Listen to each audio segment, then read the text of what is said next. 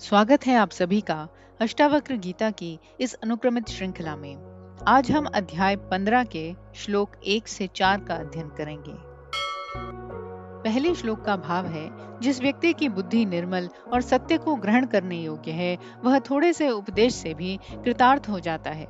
इसके विपरीत, जिसकी बुद्धि में सत्व कम है और मन जिज्ञासाओं में उलझा है, वह जीवन भर भी खोजता रहे तो भी दूसरी तीसरी बातों में उलझकर भ्रमित ही रहता है और सत्य को नहीं पहचान पाता। इस श्लोक में अष्टावक्र मुनि एक अत्यंत महत्वपूर्ण आध्यात्मिक सत्य को प्रकट करते हैं। वे बताते हैं कि आत्मज्ञान केवल उपदेश या ज्ञान की मात्रा पर निर्भर नहीं करता, बल्कि साधक की बुद्धि की शुद्धता और उसकी आंतरिक ग्रहण शक्ति पर भी निर्भर करता है। जो व्यक्ति सत्व गुण से युक्त, शुद्ध और शांत बुद्धि वाला होता है, वह साधारण या संक्षिप्त उपदेश से ही कृतार्थ हो जाता है, अर्थात उसे आत्मज्ञान प्राप्त हो जाता है। यहाँ यथा तथोपदेश का अर्थ यह है, साधारण, सीधे और बिना किसी जटिलता के दिया गया ज्ञान। इसका संकेत यह है कि सत्य बहुत सरल है, वह किसी जटिल तर्क या कठिन साधना का मोहताज नहीं है। जब मन शुद्ध होता है, इच्छाओं और वासनाओं से मुक्त होता है, तब सत्य को समझना अत्यंत सहज हो जाता है। जैसे साफ दर्पण में चेहरा तुरंत दिखाई देता है, वैसे ही शुद्ध बुद्धि में आत्मा का स्वरूप तुरंत प्रकट हो जाता है। ऐसे साधक को बार बार उपदेश, तर्क या ग्रंथों की आवश्यकता नहीं होती। एक संकेत, एक वाक्य ही उसे जागृत कर देता है। इसके विपरीत, जो व्यक्ति केवल जिज्ञासु है पर उसकी बुद्धि शुद्ध नहीं है, वह जीवन भर ज्ञान की खोज करता रहता है, फिर भी भ्रम में ही रहता है। यहाँ जिज्ञासु शब्द उस व्यक्ति के लिए है जो केवल बौद्धिक रूप से जानना चाहता है, पर उसके भीतर अभी भी वासनाएं, अहंकार और आसक्ति बनी हुई है। ऐसा व्यक्ति अनेक शास्त्र पढ़ता है, गुरुओं के पास जाता है, तर्क करता है, चर्चा करता है, लेकिन फिर भी सत्य को नहीं जान पाता। इसका कारण यह है कि उसकी बुद्धि अभी भी अशांत और विक्षिप्त है। जैसे गंदे पानी में सूर्य का प्रतिबिंब स्पष्ट नहीं दिखता, वैसे ही अशुद्ध मन में आत्मज्ञान प्रकट नहीं होता। इस श्लोक का गहरा संदेश यह है कि ज्ञान का सार सरल है, लेकिन उसे समझने के लिए मन की शुद्धता आवश्यक है। बाहरी ज्ञान, पढ़ाई या बहस से आत्मज्ञान नहीं मिलता, बल्कि आंतरिक शांति, वैराग्य और सत्व गुण से ही वह संभव होता है।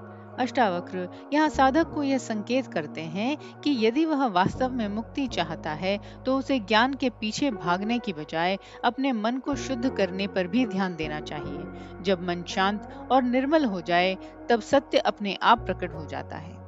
इस श्लोक का सार यह है कि शुद्ध बुद्धि वाला साधक थोड़े से उपदेश से ही आत्मज्ञान प्राप्त कर लेता है, जबकि अशुद्ध और चंचल मन वाला व्यक्ति जीवन भर खोज करता रहता है, फिर भी भ्रमित ही रहता है। इसलिए ज्ञान से अधिक महत्वपूर्ण है मन की शुद्धता और आंतरिक तैयारी। अगले श्लोक का भाव है, मोक्ष का सार यही है कि इंद्रिय विषयों में रुचि ना रहे, और बंधन का सार यही है कि मन विषयों के सुख रस में लिप्त हो जाए। इस सच्चाई को समझ लेने के बाद अब तुम जैसा उचित समझो वैसा ही आचरण कर सकते हो, क्योंकि ज्ञान का निष्कर्ष केवल इतना ही है। इस श्लोक में अष्टावक्र मुनि ने अत्यंत संक्षेप में बंधन और मोक्ष का सार बता दिया है। वे कहते हैं कि यदि तुम वास्तव में जानना चाहते हो कि बंधन क्या है और मुक्ति क्या है, तो उसका उत्तर बहुत सरल है। विषयों के प्रति आसक्ति ही बंधन है और उनसे वैराग्य ही मोक्ष है। विषय का अर्थ है इंद्रियों द्वारा अनुभव की जाने वाली वस्तुएं, जैसे रूप, रस, गंध, स्पर्श और शब्द। जब मन इन विषयों में सुख खोजता है, उनसे चिपक जाता है और बार बार उनका अनुभव करना चाहता है, तो इसे वैषयिक रस कहा जाता है। यही आसक्ति, यही आकर्षण बंधन है। उदाहरण के लिए, यदि किसी व्यक्ति को धन, प्रतिष्ठा या भोग विलास में अत्यधिक सुख दिखाई देता है, तो वह उन्हीं के पीछे भागता रहता है।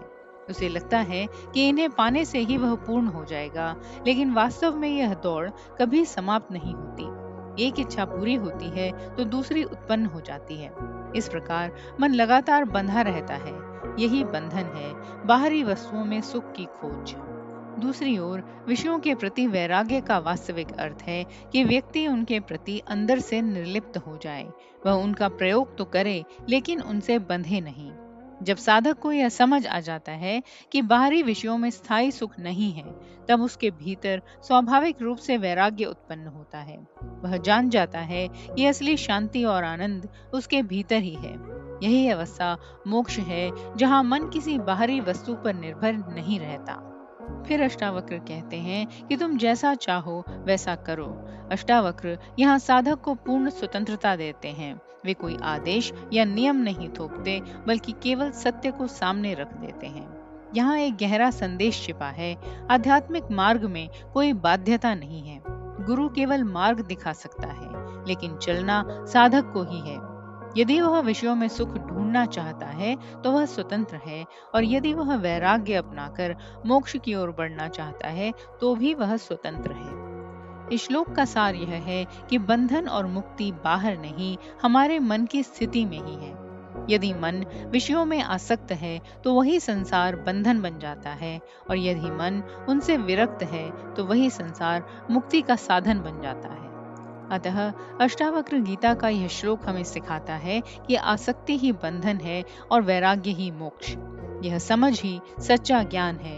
अब यह साधक पर निर्भर करता है कि वह किस मार्ग को चुनता है, विषयों की ओर जाता है या आत्मा की ओर। अगले श्लोक का भाव है, यह आत्मज्ञान इतना गहरा है कि यह एक वाक्पटु, बुद्धिमान और परिश्रमी व्यक्ति को भी बाहरी दृष्टि से शांत, मौन, निष्क्रिय और उदासीन सा बना देता है। क्योंकि भोग इत्यादि इच्छाओं में डूबे लोग ऐसी स्थिरता को समझ नहीं पाते, इसलिए वे इस आत्मज्ञान के मार्ग का त्याग कर देते हैं। इस श्लोक में अष्टावक्र मुनि एक अत्यंत सूक्ष्म और गहरी बात बताते हैं कि तत्व बोध का प्रभाव साधारण दृष्टि से देखने पर उल्टा प्रतीत होता है। वे कहते हैं कि जो व्यक्ति पहले वाग्मी यानी अच्छा बोलने वाला, प्राज्ञ यानी बुद्धिमान और महाउद्योगी यानी अत्यंत कर्मठ और सक्रिय होता है, वही जब तत्व बोध को प्राप्त कर लेता है तो वह मूक यानी चुप रहने वाला, जड़ यानी निष्क्रिय जैसा और आलसी यानी कर्महीन सा प्रतीत होने लगता है। इसका वास्तविक अर्थ क्या है? जब तक मनुष्य को आत्मज्ञान नहीं होता, तब तक वह अपनी पहचान शरीर, मन और बुद्धि से करता है। इसलिए वह लगातार कुछ न कुछ करता रहता है, बोलता है, सोचता है, योजनाएं बनाता है, कार्य करता है, उपलब्धियां हासिल करना चाहता है। उसे लगता है कि उसकी सक्रियता ही उसकी पहचान है। इसलिए वह वाग्मी भी होता है, प्राज्ञ भी होता है और महाउद्योगी भी होता है। लेकिन जब उसे तत्वबोध हो जाता है, अर्थात यह बोध हो जाता है कि मैं शरीर या मन नहीं बल्कि शुद्ध आत्मा हूँ, तब उसके भीतर एक गहरी शांति और स्थिरता आ जाती है। अब उसे कुछ सिद्ध करने की आवश्यकता नहीं रहती, न ही किसी उपलब्धि की लालसा रहती है। उसका अहंकार शांत हो जाता है, इच्छाएं क्षीण हो जाती है। इस स्थिति में वह बाहर से देखने पर मूक लगता है, क्योंकि अब उसके भीतर अनावश्यक बोलने की प्रवृत्ति नहीं रहती। वह जड़ सा प्रतीत होता है, क्योंकि अब वह बिना कारण के कर्म नहीं करता, और अब वह आलसी सा दिखता है, क्योंकि अब उसकी चंचलता समाप्त हो गई है। लेकिन यह वास्तविक आलस्य या जड़ता नहीं है, बल्कि यह एक आंतरिक शांति और पूर्णता की अवस्था है। जैसे एक शांत झील में कोई तरंग नहीं होती तो वह स्थिर दिखाई देती है, परंतु उसकी गहराई और सौंदर्य अद्भुत होता है। वैसे ही ज्ञानी पुरुष बाहर से शांत और निष्क्रिय दिखता है, लेकिन भीतर से पूर्ण, जागृत और आनंदमय होता है। इसी कारण से जो लोग भोगों के इच्छुक होते हैं, वह इस तत्व बोध को त्याग देते हैं। उन्हें लगता है कि यदि वे आत्मज्ञान के मार्ग पर चलेंगे तो उनका जीवन नीरस और निष्क्रिय हो जाएगा। वे अपनी सक्रियता, इच्छाएं और भोग नहीं छोड़ना चाहते, इसलिए वे इस ज्ञान से दूर रहते हैं। यहाँ अष्टावक्र का संकेत है कि संसार के अधिकांश लोग इसलिए आत्मज्ञान से दूर रहते हैं क्योंकि उन्हें लगता है कि इससे उनकी दुनियादारी समाप्त हो जाएगी। वे बाहरी उपलब्धियों और भोगों में ही सुख खोजते रहते हैं और इस गहरे आंतरिक आनंद से वंचित रह जाते हैं। अगले श्लोक का भाव है, तुम न शरीर हो न शरीर तुम्हारा है, तुम न करता हो न भोगता, तुम तो सदा सर्वदा शुद्ध चेतना हो, साक्षी भाव में स्थित। यह समझकर निर्भर, स्वतंत्र और आनंद पूर्वक जीवन जियो। यह श्लोक अष्टावक्र गीता के सबसे महत्वपूर्ण और मूल उपदेशों में से एक है। जिसमें मनुष्य की वास्तविक पहचान को स्पष्ट किया गया है। अष्टावक्र मुनि यहाँ सीधे सीधे कहते हैं कि तुम न तो यह शरीर हो और न ही यह शरीर तुम्हारा है। तुम न करता हो और न ही भोगता हो। तुम तो शुद्ध चेतना स्वरूप, साक्षी और निरपेक्ष आत्मा हो। इस सत्य को जानकर आनंद पूर्वक जीवन बिताओ। सामान्यतः मनुष्य स्वयं को शरीर मानकर जीता है। उसे लगता है कि मैं यह शरीर हूँ, मैं यह कार्य कर रहा हूँ, मैं सुख दुख भोग रहा हूँ। यही अज्ञान का मूल कारण है। जब हम अपने आप को शरीर मान लेते हैं तो उससे जुड़ी हर चीज, जैसे उम्र, बीमारी, रूप, सफलता, असफलता, हमारी पहचान बन जाती है। इसी से अहंकार और दुख उत्पन्न होते हैं। अष्टावक्र इस भ्रम को तोड़ते हुए कहते हैं कि तुम शरीर नहीं हो। शरीर तो प्रकृति का एक साधन मात्र है जो समय के साथ बदलता और नष्ट हो जाता है। यदि तुम शरीर होते तो तुम्हारी पहचान भी उसी के साथ बदलती रहती। लेकिन तुम तो वह हो जो इस शरीर के परिवर्तन को देख रहा है, यानी साक्षी। आगे वे कहते हैं कि ये शरीर भी तुम्हारा नहीं है। इसका अर्थ यह है कि जिस चीज पर हमारा पूर्ण नियंत्रण नहीं है वह वास्तव में हमारी नहीं हो सकती। शरीर अपने नियमों से चलता है। जन्म, वृद्धि, रोग और मृत्यु, इन सब पर हमारा कोई नियंत्रण नहीं है। इसीलिए इसे मेरा मानना भी एक भ्रम है। फिर अष्टावक्र कहते हैं कि तुम न करता हो और न ही भोगता हो।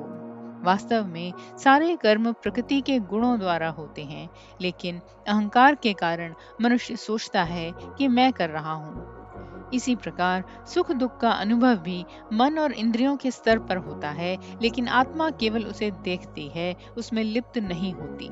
तुम्हारा वास्तविक स्वरूप चिद्रूप है, अर्थात शुद्ध चेतना। यह चेतना ही सब अनुभवों का आधार है। जैसे प्रकाश के बिना कोई वस्तु दिखाई नहीं देती, वैसे ही चेतना के बिना कोई अनुभव संभव नहीं है।